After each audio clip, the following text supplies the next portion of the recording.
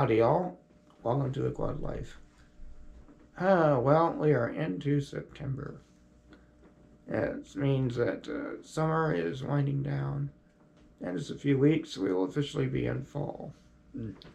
At least here in the Northern Hemisphere. For you that are way, way in the deep south, like New Zealand, well, I'm sure you're looking forward to spring and summer coming after a long winter.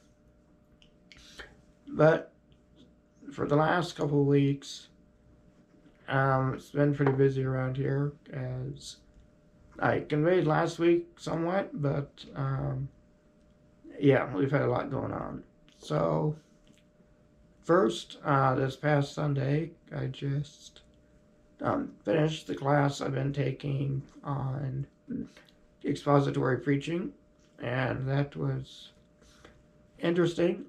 It was, I think, beneficial. It covered quite a bit of what I already had in my head, but it's good to review. And it's always good to have others review my work as well and to see areas that I can improve on.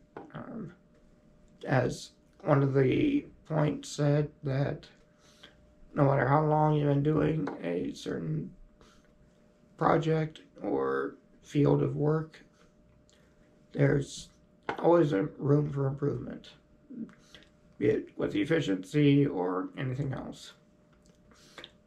Also, in the last couple of weeks, as I've said, my grandmother passed away. So, Grandma was given 94 years of life on this earth, and I'm very thankful for the times that I got to spend with her, and she and Grandpa did a lot to help me out over the years and help my family as well. They were ones that in younger years that they would help watch me in the evenings and allow my parents to go out and do their own thing, so they could go on vacation for extended time, or even just out for supper or whatever was needed.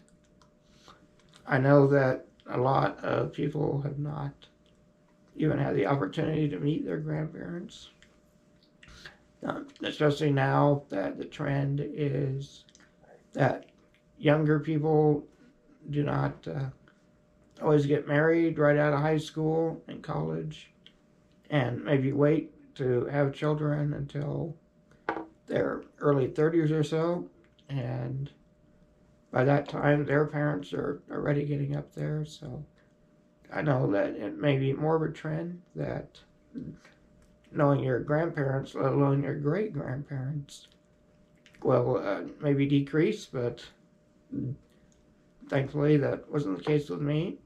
And one of the big things that my grandma always wanted to make sure of was that her kids, grandkids, and great-grandkids were always following the Lord, and that they had come to know God and come to Jesus for forgiveness of sins.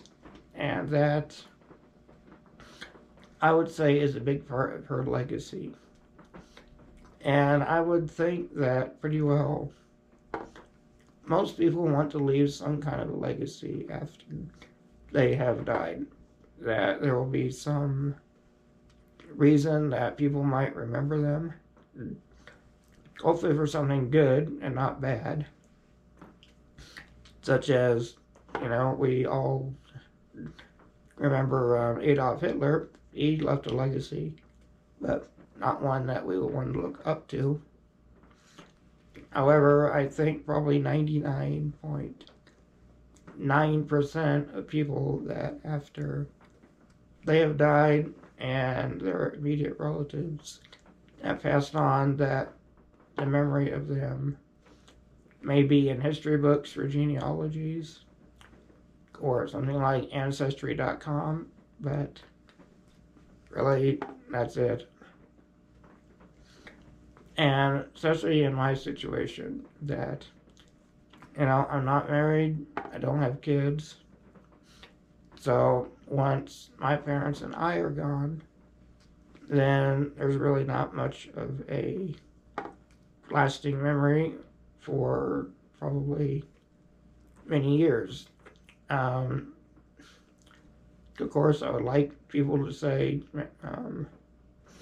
yeah, we remember Joel and what he did in preaching and that kind of thing. And at the visitation for my grandmother, I had a number of people that came up and said they remembered me preaching at a special dedication service that was in a nearby town, and some of the examples that I used of being dedicated to God.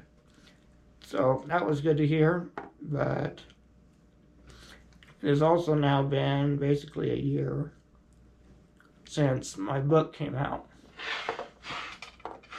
of the quad life. And for the most part, it has been fun in getting it out and talking to people about it. I think about now, I've sold maybe about 200 copies.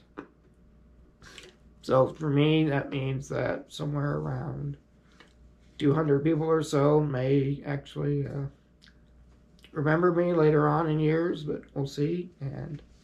But the bigger impact that I wanted it to do was to show people about life as a high-level quadriplegic, but also of how we need to rely on God for everything. That no matter what we have going on in this life, and no matter how bad or challenging it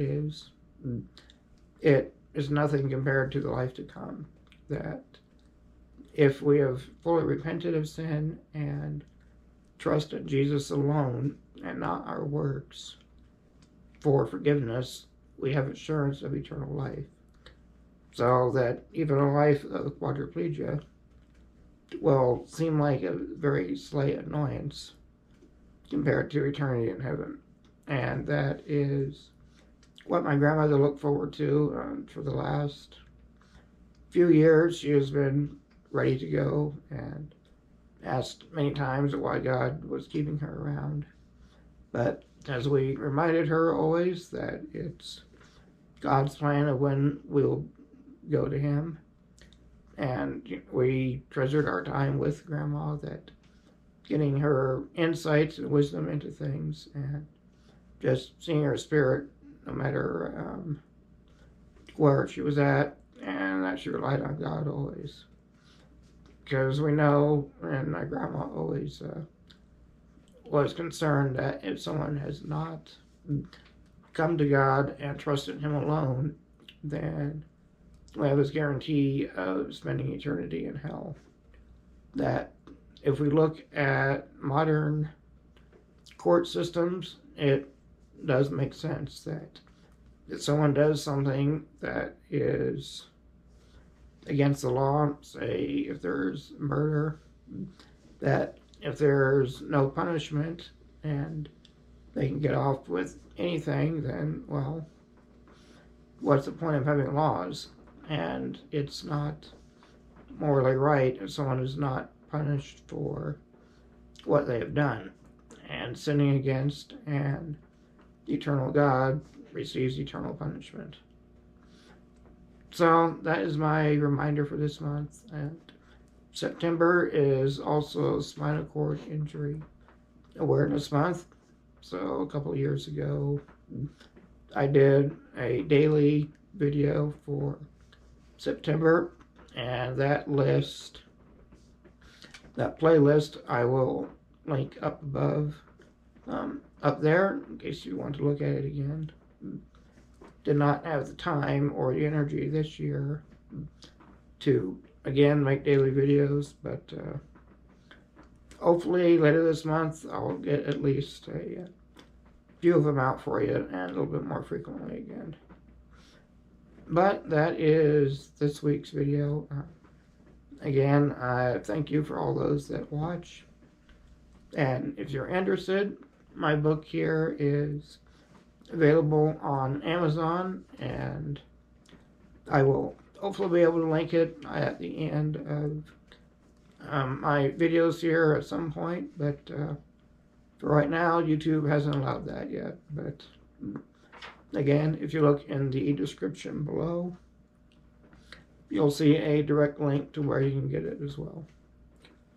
But that's it for now, so thank you for watching, and I'll catch you next time on The Quad Life.